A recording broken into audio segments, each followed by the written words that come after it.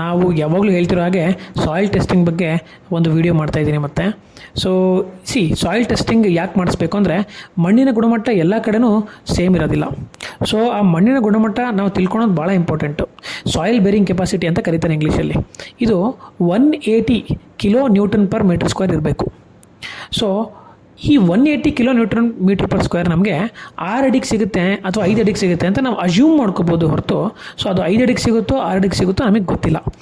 ಯಾವುದಾದ್ರು ಕೆರೆ ಜಾಗ ಇದ್ದಲ್ಲಿ ಅಥವಾ ಮಣ್ಣಿನ ಗುಣಮಟ್ಟ ಸರಿ ಇಲ್ಲದಿದ್ದಲ್ಲಿ ಈ ಸಾಯಿಲ್ ಬೇರಿಂಗ್ ಕೆಪಾಸಿಟಿ ನಮಗೆ 10 ಅಡಿಗೆ ಸಿಗ್ಬೋದು, 9 ಅಡಿಗೆ ಸಿಗ್ಬೋದು.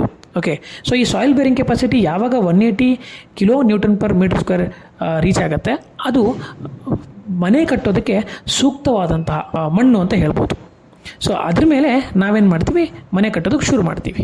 ಸೊ ಹಾಗಾಗಿ ಸಾಯಿಲ್ ಟೆಸ್ಟಿಂಗ್ ಮಾಡಿಸೋದು ಭಾಳನೇ ಇಂಪಾರ್ಟೆಂಟ್. ಈಗ ಸಾಯಿಲ್ ಟೆಸ್ಟಿಂಗ್ ಮಾಡಿಸ್ತೇ ಇಲ್ಲ ಅಂದರೆ ಏನಾಗುತ್ತೆ? So very simple. ನಾನು ಸಾಯಿಲ್ ಟೆಸ್ಟಿಂಗ್ ಮಾಡಿಸಲ್ಲ ಅಂದ್ಕೊಳ್ಳಿ, ಅಂದಾಜ ಮೇಲೆ ನಾನೇನು ಮಾಡ್ತೀನಿ, 5 ಅಡಿ ಎಕ್ಸ್ಕವೇಟ್ ಮಾಡ್ಕೋತೀನಿ. ಇವಾಗ ನಡೀತಿರೋದೇ ಹಾಗೆ, 5 ಅಡಿ ಅಥವಾ 6 ಅಡಿಗೆ ಸುಮ್ಮನೆ ತೋಡ್ಬಿಡ್ತಾರೆ, ಪಾಯನೂ ಕೊಟ್ಟೋದಿಲ್ಲ ಇತ್ತೀಚೆಗೆ ನಾವು ನೋಡ್ತಿರೋ ಹಾಗೆ.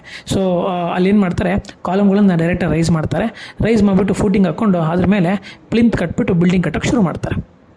ಈಗೇನಾಗುತ್ತೆ, ಲೂಸ್ ಸಾಯಿಲ್ ಇತ್ತು ಅಂತ ಅಂದ್ಕೊಳ್ಳಿ, ನಮಗೆ ಗೊತ್ತಿಲ್ಲ ಸಾಯಿಲ್ ಬೇರಿಂಗ್ ಕೆಪಾಸಿಟಿ ಅಲ್ಲಿಲ್ಲ ಅಂತ ಅಂದ್ಕೊಳ್ಳಿ. ಅವಾಗ ಏನಾಗುತ್ತೆ, ಪಕ್ಕದ ಮನೆಯವರು ತಾವು ಮನೆ ಕಟ್ಸ್ಬೇಕಾದ್ರೆ ಎಕ್ಸ್ಕವೇಟ್ ಮಾಡಿದಾಗ ಮಣ್ಣು ಪೂರ್ತಿ ಜರಗ್ ಬಿದ್ದು ಬಿಲ್ಡಿಂಗ್ ಬೀಳೋ ಚಾನ್ಸಸ್ ತುಂಬ ಇರುತ್ತೆ. ಆಲ್ರೆಡಿ ಈ ಇನ್ಸಿಡೆಂಟ್ಸ್ ಆಗೋಗಿದೆ. ಓಕೆ, ಸೊ ಹಾಗಾಗಿ ನಾವು ಮತ್ತೆ ಹೇಳ್ತಾ ಇದ್ದೀವಿ, first important thing soil testing. ನಿಮಗೆ ಸ್ಟ್ರಕ್ಚರಲ್ ರಿಪೋರ್ಟ್ ನಿಂತಿರೋದೇ ಸಾಯಿಲ್ ಟೆಸ್ಟಿಂಗ್ ಮೇಲೆ.